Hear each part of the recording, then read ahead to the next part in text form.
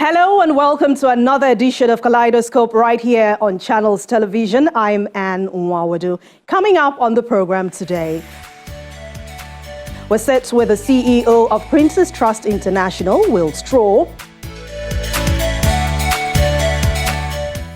and the Prince's Trust International Africa Advisory Board member, Igboje Aigimokwede, to discuss the activities of the organization in driving development across the globe.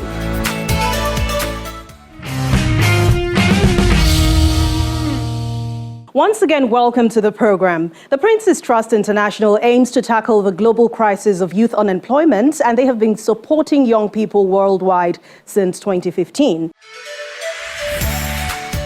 Founded in 2015 by His Majesty King Charles III, the then Prince of Wales, to tackle the global crisis in youth unemployment, Prince's Trust International has built its work across the globe on 4 decades of experience in the United Kingdom. Prince's Trust International has been supporting young people worldwide and now works with partners in 18 countries within the Commonwealth and beyond, across Asia, Africa, the Caribbean, the Middle East, and Europe. Prince's Trust International partners with local organizations to deliver education, employment, and enterprise programs and has so far empowered over 70,000 young people to learn, earn, and thrive. With its presence in Nigeria now, the Prince's Trust International is set to drive positive impact with its Get Into, Get Ready, Sustainable Enterprise Challenge, and Get Hired programs. Let's find out more from the CEO of Prince's Trust International, Will Straw. Let's begin with the philosophy behind the Prince's Trust International. I mean, anyone would want to know how it all began, what inspired it, first of all, and how important is the work you do? I mean, you're in over 18 countries around the world. How do you solve all of the problems?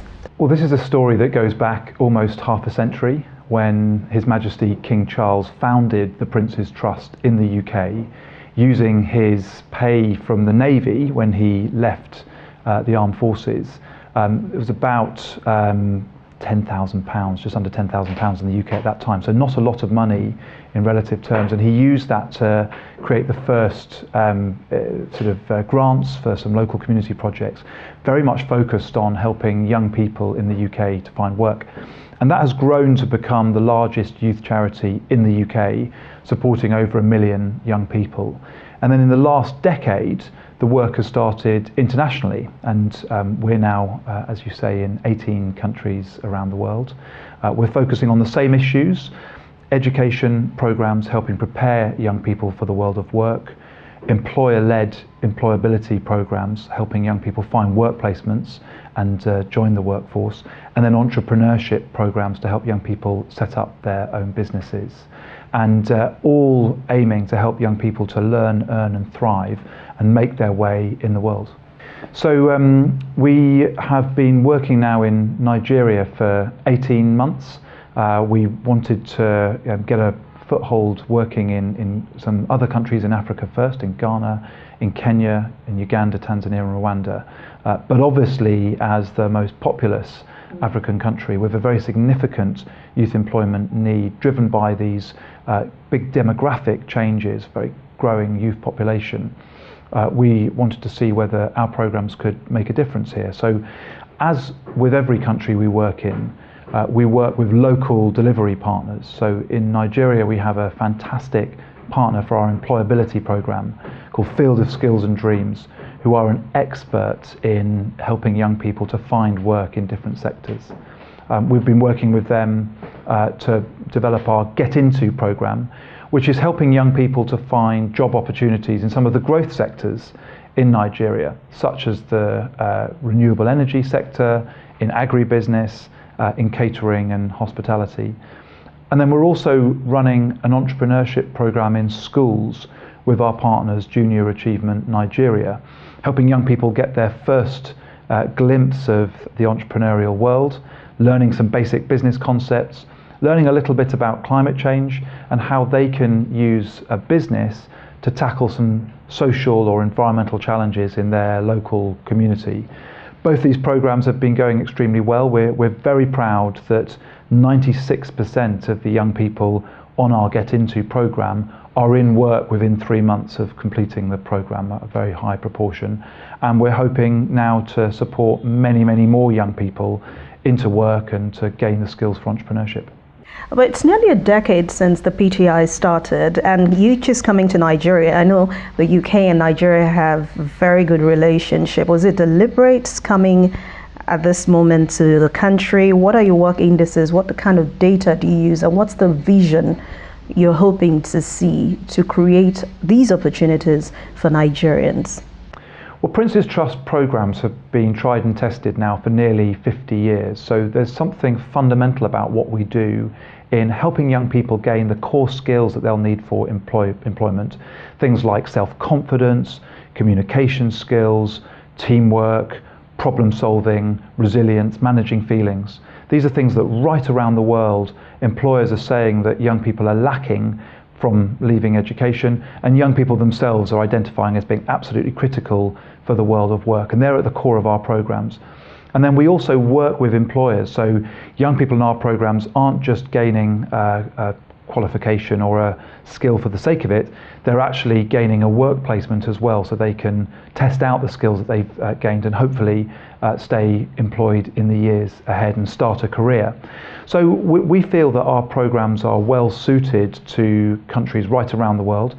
We tend to focus on Commonwealth countries because of the strong links with the United Kingdom, but we have some examples where we're outside the Commonwealth too. So Nigeria is the most populous country in Africa with a significant youth employment challenge, was a country that had some sense that we might be able to support. The King visited here when he was Prince of Wales in 2018 and met various government figures and dignitaries and committed to starting Prince's Trust programs. But wherever we go, we work with local partners. We won't ever know best how to deliver the programs locally. So we found fantastic partners here in Nigeria, including Fields of Skills and Dreams, who deliver our Get Into Employability program. And we've worked with them over the last 18 months to adapt our program for the local setting and then to trial it out with some pilots to test how we can make it work for young people. The results have been very, very good, and we're now looking to expand that program in the years ahead.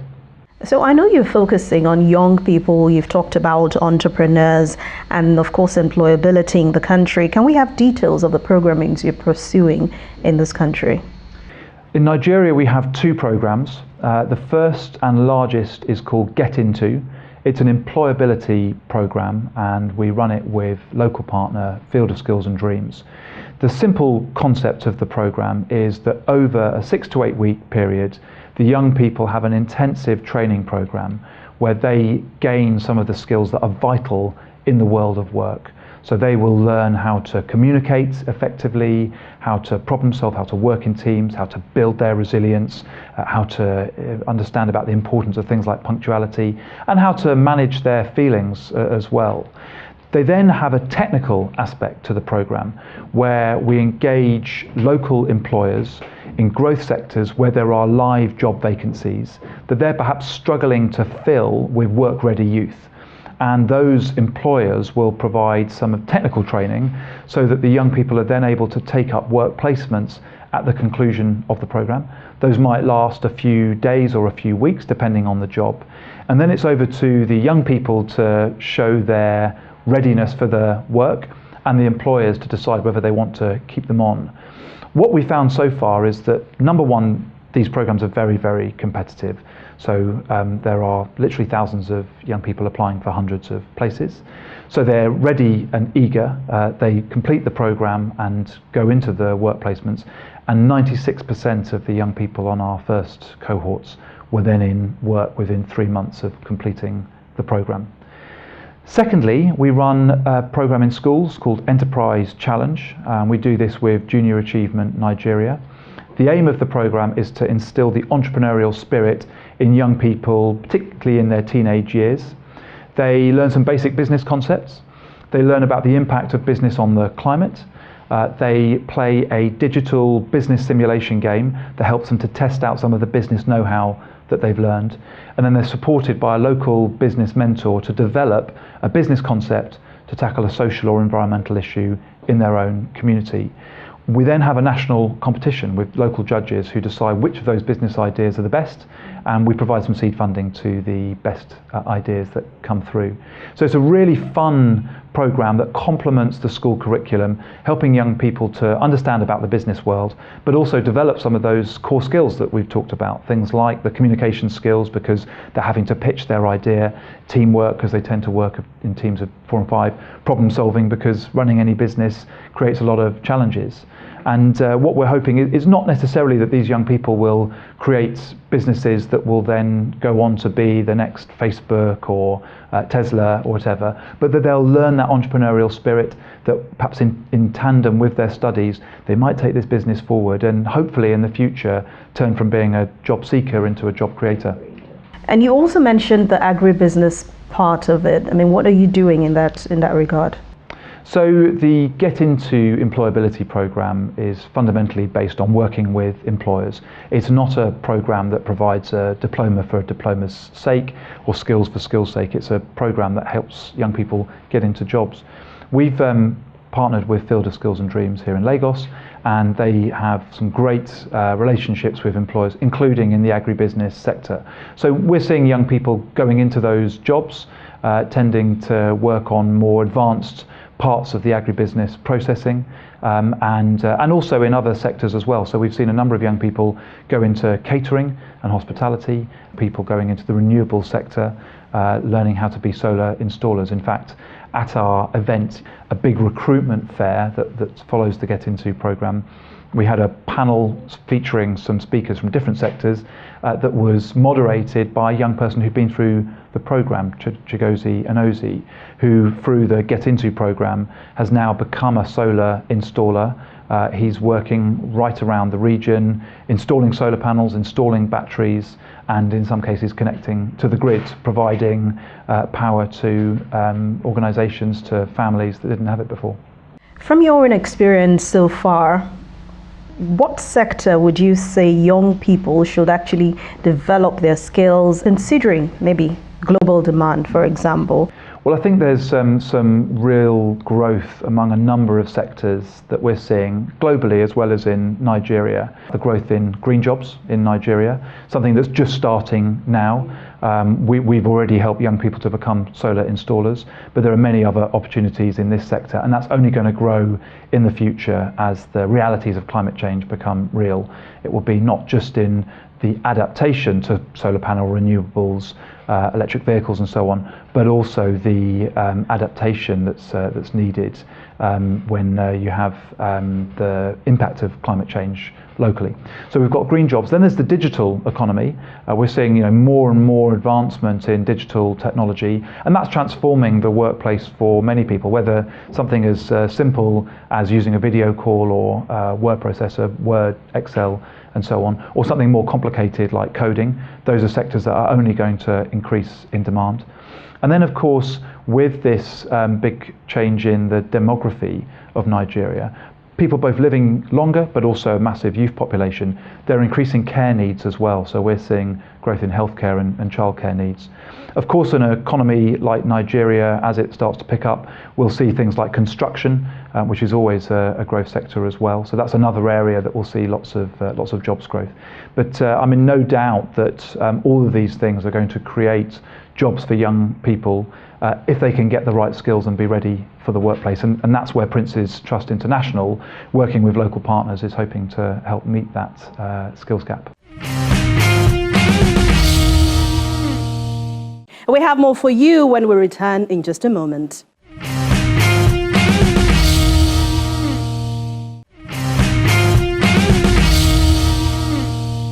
Welcome back. Let's continue the conversation now, this time with Prince's Trust International Africa Advisory Board member, Aiboje Aig Imokade. Let's begin with what you do for the Prince's Trust International and why. Thank you, Anne. I'm on the Africa Advisory Board of Prince's Trust International. And why am I doing this? One real fundamental reason, which is that the work that Prince's Trust International does, or Prince's Trust, is very important and very relevant to our situation in Africa. I want to, kind of take you back maybe about 4 or 5 years ago when I got this invitation. Prince Charles was visiting Nigeria, or visiting, I think, the region, and stopped in Nigeria to speak to an audience of stakeholders around his vision for Prince's Trust as far as Africa is concerned. And I received this invitation to participate. And that was my first time actually of interacting with Prince's Trust. So I sat down in a room with this fascinating leader, and he told us the story of how in his late 20s he had a vision to make a difference. And two things have stood out about him as far as I'm concerned. He was talking about the environment before climate change became what it is today. And he was talking about the need to really address youth in a meaningful way, because everybody needs lifting up, whether in advanced countries or in developing countries like ours. And so I listened to him, and everything he said made sense, particularly around youth and employment and how to get people working in countries like ours. And in my personal endeavors, that development is very important to me, and development is simply lifting people out of lower circumstances into higher circumstances. In some cases, poverty, and sometimes it doesn't have to be poverty. It just seems it's all about, you take somebody, you look at the talent and potential in that person, and you try and remove all the impediments to that person realizing their full potential. And so that's what I pursue personally. And so there's an alignment between my personal philanthropic areas of focus and Prince's Trust. We'll talk about unemployment problems in Nigeria. I mean, you just spoke about it. If there's anyone to know that, you should be the one. PTI is trying to get that or solve that problem with the Get Into and Get Ready, Get Hired programs, which it says it's already carrying out. Will you say this is the right approach to tackle this problem in this country? When investors and businesses want to look at an environment to determine how healthy that environment is, how attractive that environment is for returns, one of the things they look at is the unemployment figures, because without employment you can't have productivity. If you look at gross domestic product, for instance, the GDP of nations, it's a function of how many people are employed and what are they producing. Right now, I think 70% or so of our population is youth, so let's say 150 odd million people, and over 50% of them are unemployed. So you've got a youth and employment problem that is quite sticky. I believe that employment comes from the private sector, but the public sector can put in place the various environmental conditions that stimulate, employment. And let me give you just a simple. Did you do youth? You must have done Youth Corps. Of course. Okay, fine. So every year, hundreds of thousands of Nigerian graduates, or maybe millions, leave tertiary institutions under this National Youth Service Program. And for many, this is their first opportunity to work, correct? Okay. But then the private sector hopefully, absorbs a number of them, whether it is in the large companies or even in the smaller, SMEs, etc., in different endeavors. And so my thoughts about addressing the unemployment issue is getting the private sector in the right position, to understand the talent available, building that talent in such a way that they will add value to their employers, and then unleashing their productivity to markets, I mean, we talked about the unemployment rate already. It can never be overemphasized, which means these figures, what Nigeria actually needs. So in your own capacity, is that what you'll be advising PTI, how to work out strategies? So the PTI approach, which I had mentioned, why it sits well with me is this. PTI does not try to solve all unemployment issues by itself in any market. It's not possible for any single entity, even government, from a policy standpoint, to try and solve unemployment, particularly at the levels that you have it, in Africa and in Nigeria, But what you do is this. If you have several platforms that are providing benefits to either employers or those seeking employment, that would make the likelihood of employment higher, and you join up all these efforts, then you begin to get results. Okay, but it has to start with someone, okay, or a platform. Now, PTI is not the only platform in Nigeria, but what is admirable about PTI is this: they've been at this for quite some time, and they have become very good at it in different locations. So they have different programs, okay, that have been tailored to suit the conditions in different countries. And we have, when you spoke about Get Started, and the other Gets, okay, it's an opportunity for employers, civil society, NGOs, and so on, okay, to study the approaches of the PTI, learn lessons from them, okay, and work with PTI to, drive these programs in Nigeria. One of the things I've found is the fact that you have talent available as an employer doesn't mean they have the skills to do the jobs you want them to do. So you could have talent, but their employability is a challenge. And really, that's one of the things that we find generally in Africa, okay? That our educational system, though it provides people with learning, though it actually builds people up, we are beneficiaries of it. In the 21st century, the relevance of that learning experience to employment, okay, can be challenged in certain respects, particularly when it comes to vocational skills, okay, or skills that require a lot of creativity. So we then need finishing school, so to speak. I've been, fortunate or privileged to actually visit in Scotland, Dumfries, and there I saw chefs. I saw people learning how to garden, okay, and produce, okay. And you take for granted, if they take you and I into a kitchen, despite the fact that you think you may cook better than me, all right? If I have my Prince's Trust apprenticeship, I'll finish you in the kitchen. Sure. And, or they take you and I to a garden and you assume that, okay, fine, we have what they call green figures. We don't know where to start, okay? So there are so many things that could be done and would be done if young people had the skills to do them.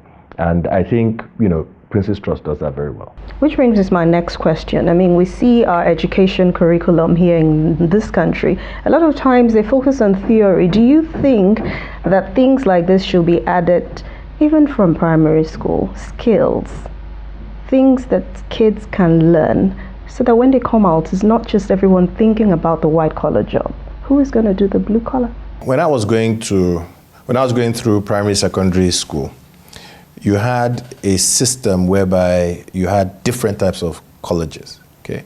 And you had colleges that were more vocational in focus, okay? I'm saying at the secondary level. I can't remember whether you had them at the primary level. So in those days, blue collar work was not necessarily vocational in the way we understand it. It included, of course, engineering, okay? And engineering is a vast area. And so blue collar skills are probably even more relevant in the 21st century, in the century of technology and so on. Blue collar skills, as we term them, okay, than the white collar, almost preparing you for a more clerical and bureaucratic desk job. Let's not put it, desk job, okay. When people are sitting on the floor, factory floor in Tesla, producing cars, electric cars, those are blue collar workers, but look at the effect they've had on the world. So let's say blue collar could be the path to probably greater prosperity than white collar in the 21st century. All right, so let's talk about the trending thing in Nigeria, the Japa syndrome, where everyone wants to just leave this country, look for a greener pasture, as they call it, and the formal sector has been impacted greatly with this one. What are the homegrown solutions we should look into, especially with foundations or platforms like the Prince's Trust International? I started work in 1988, and there have been 2 times before now, all right, where Nigerians left the country because of the economic conditions, okay, that we found ourselves in, okay. And I remember this civic message to Nigerians that was put on TV, and there was a character, and he called himself Andrew, and Andrew was checking out. He says, "Man, me, I'm checking out," and so what we call Jackpa now, okay, then it was I'm checking out, okay. Now there are a number of things that I want to mention. Fundamentally, when you find this mass migration of particularly youth, okay, or let's say highly productive, world citizens, because that's a lot of what is happening, okay, highly productive world citizens, okay, going out to, what they call better climates. Usually is driven by economic and social conditions. I think in Nigeria, it's more economic than social. Look, if we fix the economy, this situation is going to slow down or reverse. I'm confident about that, okay? But there's also something that, I'd like to leave with the viewers. Whilst many people checked out, okay, one regret they have is that when the economy turns, if you are not at home, you won't know when it's turning, okay? And when an economy turns like ours, okay, you have this 10-year period, what I term almost Renaissance effect, okay? And literally, okay, from very hard circumstances, you have very breakthrough type circumstances. And I'm praying that that's what's going to happen in the next 10 years. Where do you see the Prince's Trust in the next few years? What do you see it achieving in Nigeria? I think the first thing is that we in Nigeria must partner with the Prince's Trust. Our level of collaboration with this organization is going to have a great influence on its success and its impact, okay? Because of my work in development and my work in the non-profit space, I know that funding is very key, okay? And so the Prince's Trust has funding from international sources, okay, and has programs, okay, but to scale up effectively in Nigeria, I would urge the Nigerian people, our corporate organizations, our foundations, our philanthropists, to look at PTI as a partner that you can, use the expertise and provide funding to enable, the implementers, do great things. This is where we draw the curtains on Kaleidoscope for today. Thank you so much for watching. I'll see you again soon. I'm Anne Nwawadu.